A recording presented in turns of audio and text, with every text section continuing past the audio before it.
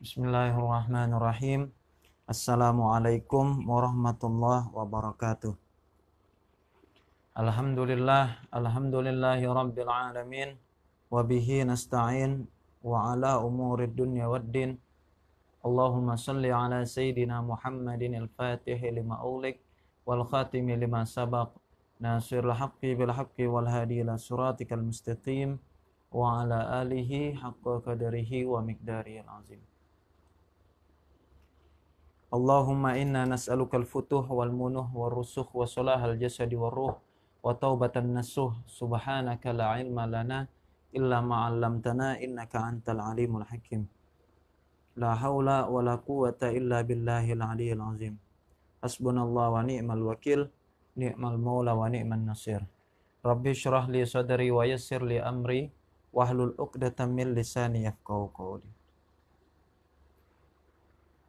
Alhamdulillah, segala puji bagi Allah Subhanahu wa Ta'ala yang telah memberikan kita banyak sekali nikmat, terkhusus adalah nikmat iman dan juga nikmat sehat. Sehingga dengan nikmat sehat tersebut kita bisa bertemu lagi di malam hari yang insya Allah Allah berkahi pertemuan kita ini dan terus menjaga kesehatan kita. Oleh karena itu, jadilah kita pribadi seorang hamba yang selalu bersyukur kepada Sang Khalik. Salawat serta salam mari kita selalu panjatkan kepada junjungan Nabi besar kita, yaitu Nabi Muhammad SAW, yang mana kita amat sangat beruntung karena dipilih menjadi umat Nabi Muhammad SAW. Dan bukti dari kesyukuran kita tersebut adalah dengan kita banyak membaca sholawat kepada Nabi besar kita, yaitu Nabi Muhammad SAW. Mitra JIC yang dirahmati oleh Allah Subhanahu wa Ta'ala, di malam hari ini adalah sebuah pembahasan yang memang harus Bang Jai ulang sesuai dengan permintaan Mitra JIC, karena di malam sebelumnya ada gangguan jaringan sehingga kajian kita terputus dengan durasi yang cukup singkat. Oleh karena itu, di malam hari ini Bang Jai ingin mengulang lagi pembahasan kita yang sebelumnya karena belum selesai, dan juga Bang Jai mohon maaf yang sebesar-besarnya karena beberapa kesalahan-kesalahan teknis yang ada. Nah, Mitra JIC yang dirahmati oleh Allah Subhanahu wa Ta'ala, di malam hari ini tidak ada judul yang spesifik, namun ini adalah sebuah penggalan atau petikan-petikan nasihat ataupun hikmah untuk kita semua. Dan bagi Mitra JIC yang saat ini berada, silahkan bagi Mitra yang ingin bergabung melalui Facebook Radio JIC, dan tayangan ini pun akan disiarkan ulang nanti melalui channel YouTube JIC TV. Dan terima kasih untuk para Mitra JIC yang selalu meluangkan waktunya untuk mendengar pembahasan-pembahasan atau kajian-kajian yang telah disiarkan melalui Radio JIC 107.7 FM. Nah, Mitra JIC, langsung saja kita mulai pada bait yang pertama. Bismillahirrahmanirrahim. In anta lam tazara wa absarta hasidan. In anta, jikalau engkau, lam tazra, sama sekali engkau tidak menanam, wa absarta hasidan, dan engkau melihat ada orang yang menuai dari tanamannya gitu. Nadim ta'ala tafriti fi zamanil badri, maka engkau akan menyesal atau engkau telah menyesal alat tafrit ay bima'na alal ihmal, atas peremehan kita fi zamanil badri, pada saat orang-orang ay fi waqti zar'i, ketika orang-orang sedang menanam. Nah, ini kalimat kiasan lah ya. Jadi untuk mendapatkan sebuah hasil harus ada sesuatu yang kita tanam. Jikalau kita ingin pandai dalam bidang akademisi, ya harus belajar. Kemudian jikalau kita ingin mendapat uang yang banyak, misal gitu, ya dengan berdagang ataupun berjualan gitu. Jikalau kita ingin mendapatkan hasil dari berupa buah-buahan. Nah, maka harus menjadi seorang petani, harus ada yang ditanam. Begitupun misal ingin mendapatkan seekor kambing, maka kita harus menernak kambing tersebut hingga dewasa.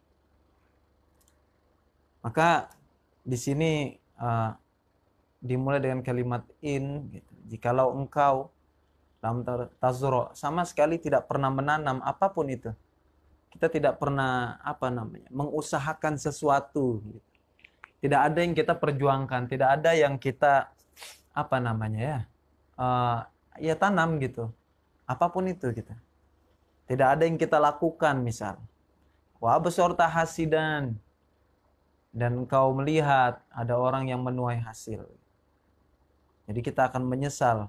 Namun penjelasan di sini, ai idza lam tazra syai'an minaz zuru'i, apabila engkau sama sekali tidak menanam sesuatu minaz zuru, dari berbagai macam tanaman yang ada gitu. Wa ra'aita ba'da izin rajulan, dan setelah itu engkau melihat ada seorang lelaki gitu. Hasadanata ijazara'ihi, yang mana dia menuai nilai-nilai yang ditanamnya. Syaurta bin nadamati, maka engkau akan merasakan atau akan merasa menyesal. Engkau akan merasakan dengan penyesalan ala ihmalika, atas peremehanmu, karena telah meremehkan fi waqti zar'i, ketika orang-orang sedang menanam. Nah, di sini ai annal insana idza lam ya'mal amalan khairan, bahwa sesungguhnya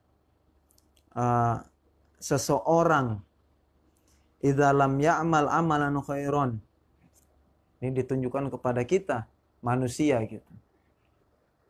Apabila kita sama sekali tidak pernah melakukan perkara-perkara kebaikan, bal taraka waqtahu farighan, akan tetapi kita menyia-nyiakan waktu kita dalam keadaan kosong gitu, tidak ada kebaikan yang kita buat. Sayanda munadamatan syadidatan, maka dia akan menyesal dengan penyesalan yang amat sangat. Nah, di sini pakai kalimat sin tanfis gitu, yang mana emang khusus untuk istiqbal gitu ya, masa yang akan datang. Bisa babi ihmalihi, dengan sebab peremehannya. Wa yazharu dzalika indama ra'a rajulan akhar yanalu natijata amalihi. Dan itu akan nampak ketika dia melihat ada seorang lelaki lain yang mendapatkan nilai dari amalnya atau nilai dari perbuatannya. Nah, inilah yang sering sekali Bang Jai katakan, bahwasanya seorang muslim haruslah menjadi pribadi yang visioner itu ke depan. Jadi kita tidak hanya memikirkan kehidupan kita di dunia, tetapi juga sampai kehidupan kita nanti di akhirat kelak. Karena itulah kehidupan yang asli dan juga kehidupan yang hakiki. Adapun dunia ini adalah sebagai ladangnya amal.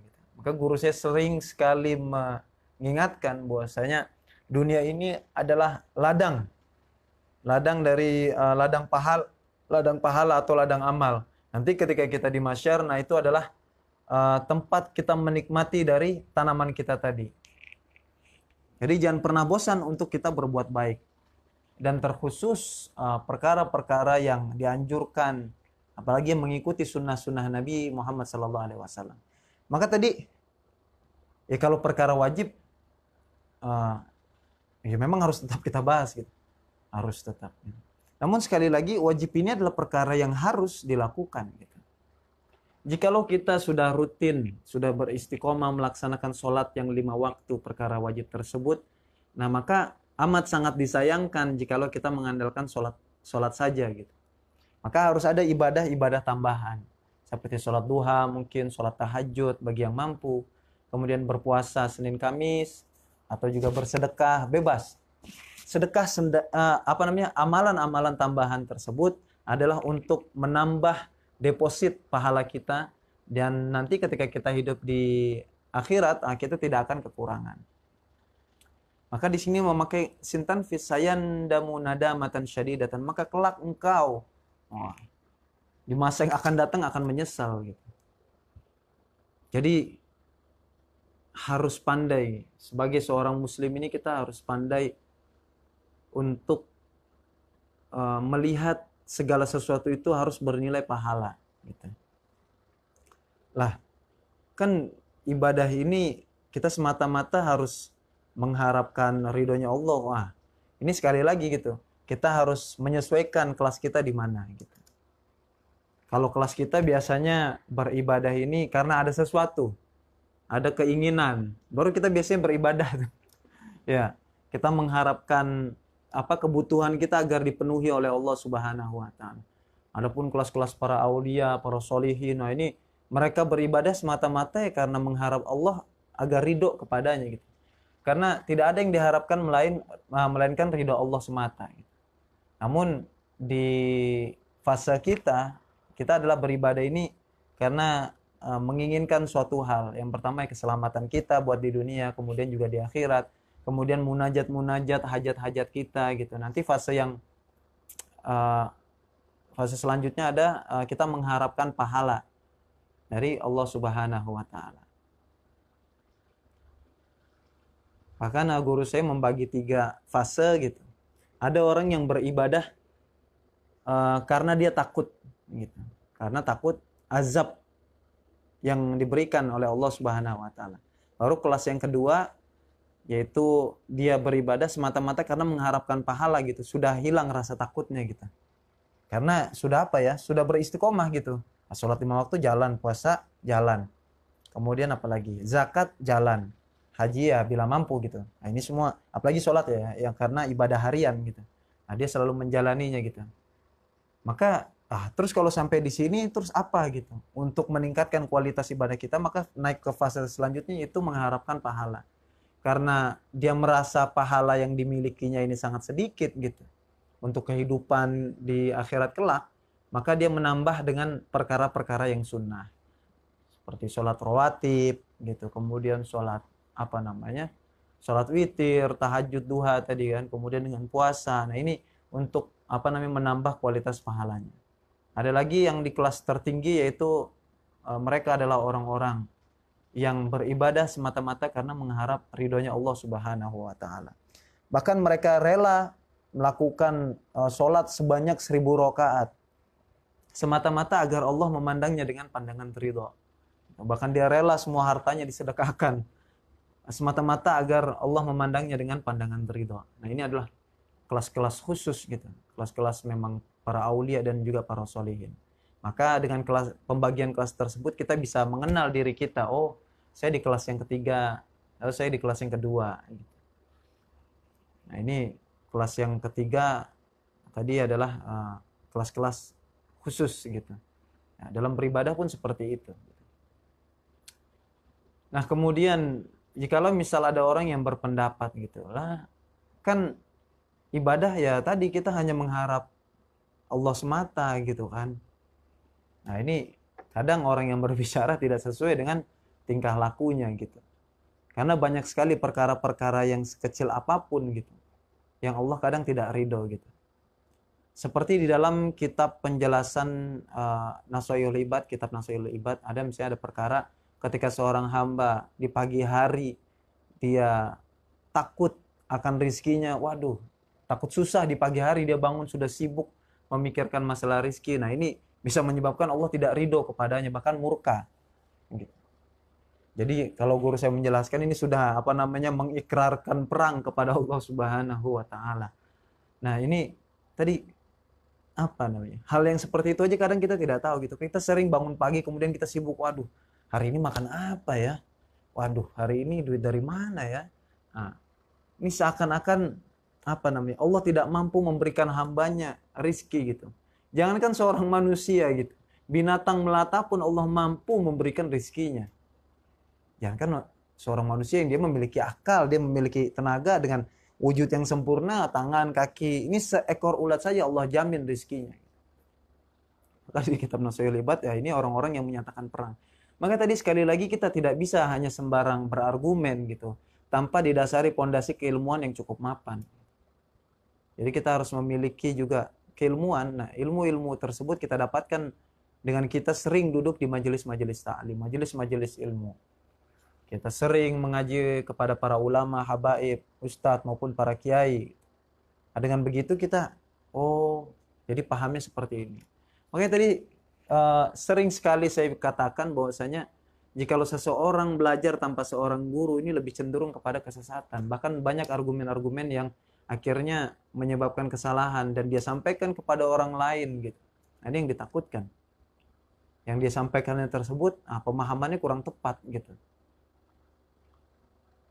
Seperti kalimat yadullahi fawqa aydihim. Ayat Al-Quran yang mengatakan yadullahi fawqa aydihim. Tangan Allah di atas tangan-tangan mereka gitu. Ini jikalau hanya sekedar diterjemahkan gitu kan dengan ya Allah Karim. Ya, diterjemahkan dengan ya kita membeli Quran terjemah misal ya sudah. Berarti jikalau kita berpatokan kepada terjemahan tersebut, kita akan mengatakan bahwasanya berarti Allah memiliki tangan gitu. Nah, ini kan berarti jika Allah memiliki tangan berarti Allah berbentuk gitu. Nah, ini sudah paham-paham yang akidah-akidah yang tidak tepat gitu. Yadun di sini para ulama tafsir banyak yang menafsirkan adalah kekuasaan Allah di atas kekuasaan kita gitu. Maka tidak bisa kita sekonyong-konyong kemudian menafsirkan apapun gitu tanpa berbasis ilmu gitu. Tanpa adanya seorang guru yang menjelaskan, mengkaji ilmu. Tidak bisa, ilmu agama ini harus butuh mentor gitu. Tidak bisa kita langsung ambil comot-comot, tidak bisa. Nah, jadi kekuasaan Allah ini di atas kekuasaan kita. Allah Maha Kuasa atas segala hal. Jadi, jikalau hanya berbicara hanya sekedar rizki untuk makan, pasti Allah akan memberikan. Pasti Allah jamin rizkinya untuk beribadah. Tidak mungkin Allah lalai terhadap hamba-hambanya yang telah Ia ciptakan. Nah, kembali lagi kepada pembahasan kita di sini adalah bagaimana kita sebagai seorang muslim untuk mempersiapkan dengan baik bekal kita. Jangan sampai kita terlena dengan kehidupan dunia yang fana ini. Kita lihat, waduh, sekarang benar-benar apa ya? Ya, guru saya menjelaskan inilah salah satu fitnah dunia atau juga fitnah dajjal. Orang banyak yang sibuk dengan berbagai macam kegiatan, namun dia sampai melupakan waktunya untuk beribadah kepada Allah Subhanahu wa taala. Dihabiskan waktunya selama 20 misalnya dalam satu hari satu malam itu 24 jam gitu. Beribadah jikalau kita hitung sholat mungkin hanya 5 menit lah. 5 menit dikali 5, 25 menit. Kita bulatin bisa setengah jam gitu. Itu yang hanya fardu saja gitu. Kemudian kita dipotong lagi dengan waktu tidur kita gitu. Kemudian kapan kita ingin beribadah gitu. Di saat orang-orang sibuk beribadah, nah inilah tadi yang dijelaskan di dalam kalimat ini. Fi waqti zari ay fi zamanil bazari, ketika orang-orang sibuk menanam. Maksudnya orang-orang sibuk beribadah, kita sibuk dengan hal-hal yang tidak memberikan manfaat, hal-hal yang tidak memberikan nilai pahala di dalamnya. Ketika nanti kita diberdirikan di mahsyar gitu, kita akan melihat bagaimana kondisi kita saat itu. Penuh dengan banyak kekurangan, ya Allah tahu begitu, ya Allah tahu begitu, ya Allah tahu begitu, penyesalan yang semakin banyak. Maka guru saya sering sekali mengingatkan bagi kita yang mungkin diberikan umur lebih, ya, sudah masuk 40 gitu, maka ya sudah, fokus saja untuk kita mendekatkan diri kita kepada Allah Subhanahu wa taala. Sering duduk di majelis-majelis taklim. Insyaallah dengan kita duduk di majelis taklim, majelis ilmu, kita akan terbuka. Pikiran kita, hati kita pun akan terbuka di majelis-majelis zikir, hati kita akan merasa tenang. Ini yang kita cari ternyata selama ini. Selama 39 tahun, ya. Ternyata yang kita cari ya tadi, bagaimana biar hati ini menjadi tenang. Kemudian bagaimana kita berpikir visioner ke depan untuk mempersiapkan bekal kita di akhirat kelak. Itu kehidupan yang sesungguhnya. Sayyidina Ali berkata, "Wan nasu naimun wa idza matu fantabahu." Hakikatnya seluruh manusia ini dalam kondisi tidur. Ketika dia mati baru dia sadar gitu. Wah, ternyata kemarin itu Bang Jai jadi penyiar itu cuma mimpi gitu kan. Ini yang asli gitu kan di alam barzah. Nah, orang-orang yang bisa meyakini kehidupan barzah, kehidupan di mahsyar ini berbicara tentang perkara keimanan seseorang. Karena sulit bagi kita mempercayai hal yang kita tidak bisa melihat atau tidak nampak. Nah, ini semua adalah berkat hidayah yang Allah berikan, ilham yang Allah berikan kepada diri kita. Dengan apa tadi? Dengan sering duduk di majelis-majelis ta'lim. Dengan mendekatkan diri kita kepada para ulama, orang-orang soleh, habaib, asatid maupun kiai. Dengan begitu akhirnya tumbuh keyakinan kita. Bahwasanya saya harus mempersiapkan kehidupan saya untuk kehidupan yang sesungguhnya. Di mahsyar nanti kita akan berdiri masing-masing, kita sibuk untuk menerima apakah dari dari tangan kanan ataupun dari tangan kiri, atau Allah memberikan atau melempar kitabnya melalui punggung kita. Ini bingung kita. Kan guru saya menjelaskan bahwasanya ketika itu kita sudah tidak memikirkan anak kita, istri kita, cucu kita, rumah kita, mobil kita di masa persidangan tersebut. Maka jangan sampai kita menjadi pribadi-pribadi yang menyesal. Sudah selama 39 tahun kita membuat atau membangun dunia ini menjadi peradaban yang maju, namun kita melupakan diri kita sendiri, bekal kita gitu. Sehingga ketika nanti waktunya tiba, yang ada hanyalah penyesalan. Maka tadi sekali lagi dengan kita duduk di majelis taklim, kita tahu bagaimana caranya memanfaatkan tindak tanduk kita ini menjadi sebuah nilai pahala. Contoh ya, sebelumnya mungkin sudah Bang Je bahas, ketika kita bekerja, maka para ulama salaf menjelaskan bahwasanya pasang niat ketika engkau ingin bekerja. Ya Allah, saya ingin bekerja, saya niat bekerja agar saya bisa menafkahi istri saya, kemudian anak saya, kemudian juga agar saya tidak meminta-minta kepada orang lain karena Allah Ta'ala. Nah, niat-niat seperti ini harus dibutuhkan. Maka kenapa banyak sekali pembahasan-pembahasan hadis yang memang dimulai dengan innamal a'malu binniyat. Sesungguhnya segala perkara itu tergantung pada niatnya gitu. Ada orang yang bekerja, dua orang yang sama-sama bekerja, namun yang satu lagi ketika sebelum bekerja dia memasang niat, satu lagi tidak memasang niat, ya bekerja aja gitu. Namun satu lagi memasang niat, ya Allah saya niat bekerja gitu. Agar istri saya bisa makan, anak saya bisa makan, keluarga saya terhindar dari meminta-minta gitu. Yang satu lagi kerja, ya udah bangun pagi, mandi gitu kan, naik motor berangkat kerja, udah berangkat aja gitu. Hanya sekedar wah nanti kalau nggak kerja ntar dipecat sama bos. Nanti kalau nggak kerja gue makan susah gitu kan. Nah, kita harus memasang niat apa yang kita lakukan ini semata-mata karena Allah Ta'ala. Inilah ilmu-ilmu yang kita dapatkan hanya di dalam majelis-majelis ta'lim. Jadi jangan sampai kita menyia-nyiakan waktu kita tanpa ada nilai pahala di dalamnya. Amat sangat rugi sekali. Maka di sini kan, izalam ya'mal amalan khairan. Jikalau dia sama sekali tidak pernah melakukan perbuatan kebaikan. Nah, bagaimana biar bisa bernilai kebaikan di mata Allah? Ya tadi dengan niat. Innamal a'malu binniyat, innamal a'malu binniyat, innamal a'malu binniyat. Apa kita kerja semata-mata karena kita malu, gengsi?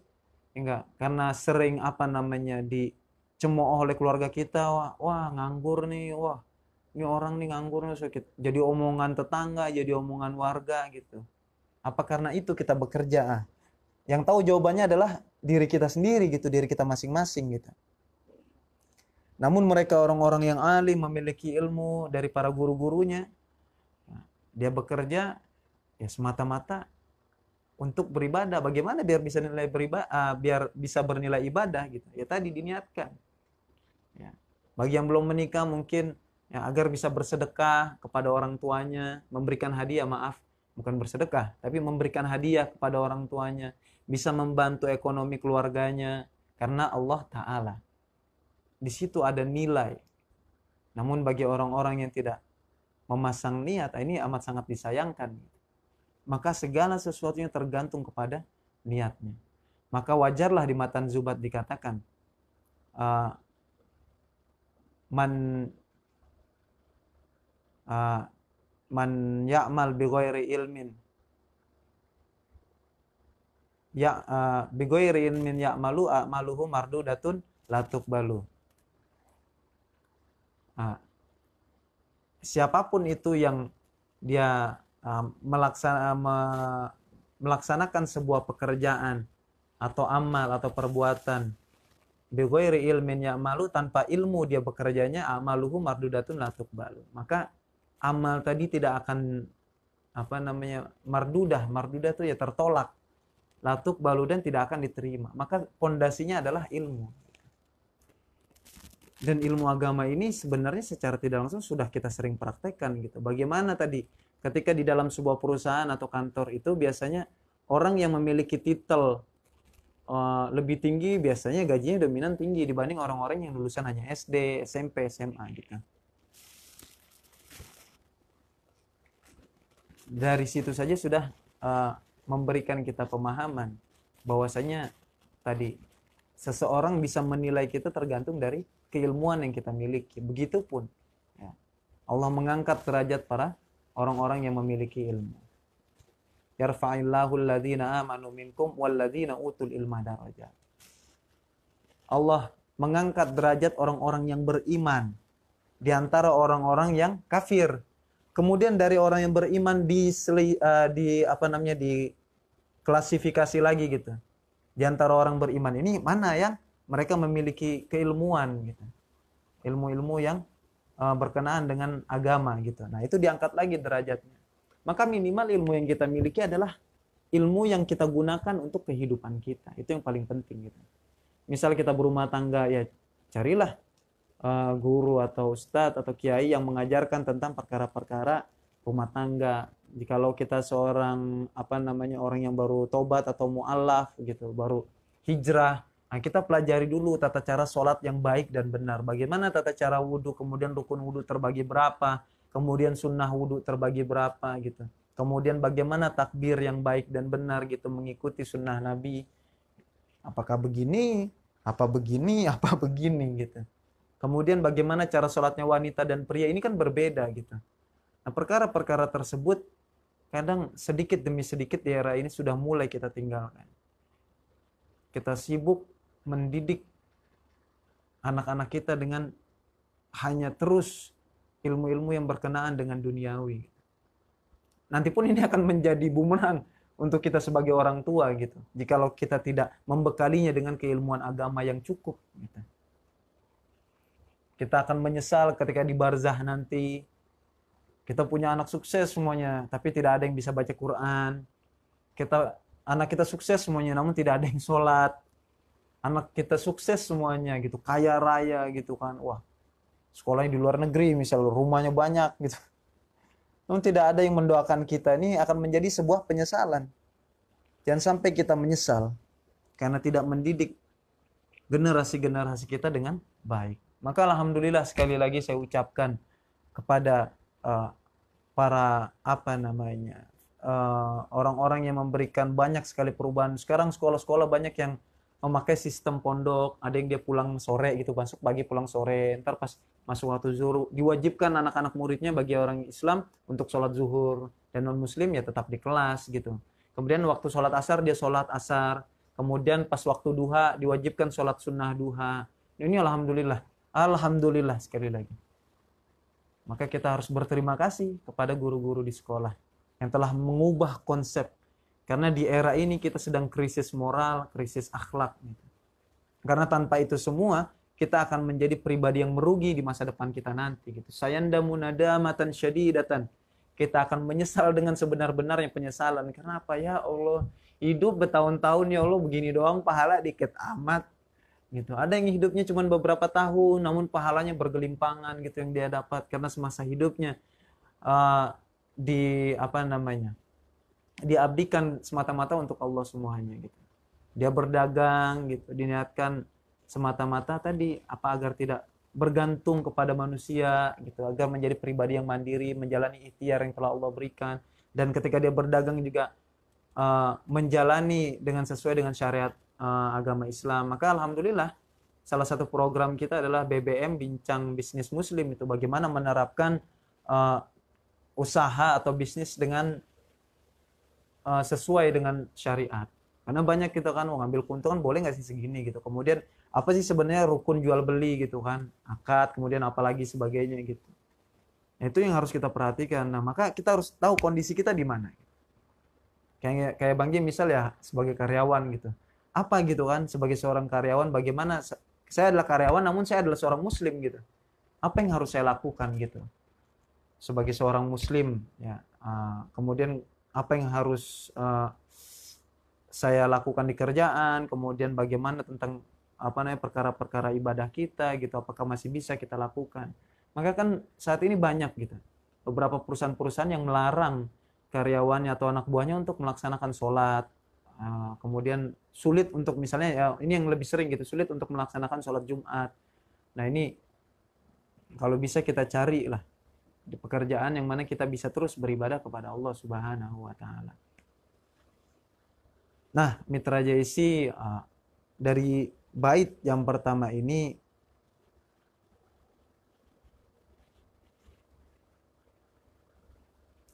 memerintahkan kepada kita untuk menggunakan fursah.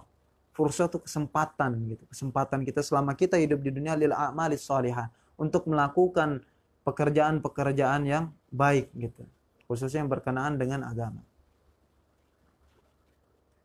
Dan melarang kita untuk tafrid, meremehkan waktu kita gitu. Menyanyiakan waktu yang kita miliki gitu. Semua orang hidup sama 1 kali 24 jam. Tapi kenapa ada orang yang sukses, ada orang yang tidak sukses? Bagaimana mereka menggunakan waktunya saja sebenarnya gitu. Semua kita hidup dalam fase waktu yang sama. 1 hari semuanya sama 1 hari. Gitu. Ada yang sukses dunia gitu kan. Nah, beruntung orang yang sukses dunia dan juga akhiratnya gitu. Jadi jangan sampai kita tidak pernah duduk di majelis-majelis ta'lim. Tidak pernah bosan untuk mengingatkan mitra semua, carilah majelis-majelis ilmu, duduklah di majelis ilmu, jangan pernah bosan untuk mengkaji ilmu agama, karena itu semua adalah bekal bagi kita semua. Ya, semoga yang sedikit ini bisa bermanfaat Mitra JC. Insyaallah di bait selanjutnya kita akan teruskan di pertemuan yang akan datang.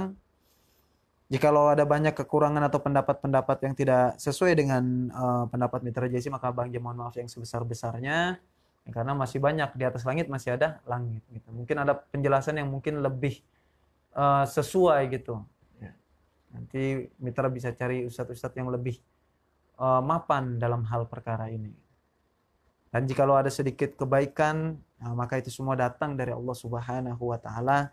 Ya, itu semua adalah karunia dan pemberian dari Allah Subhanahu wa taala. Dan saya ucapkan terima kasih bagi mitra yang terus stay melalui Facebook siaran Radio JSC. Syukuran kasiran ala ihtimamikum. Wassalamualaikum warahmatullahi wabarakatuh.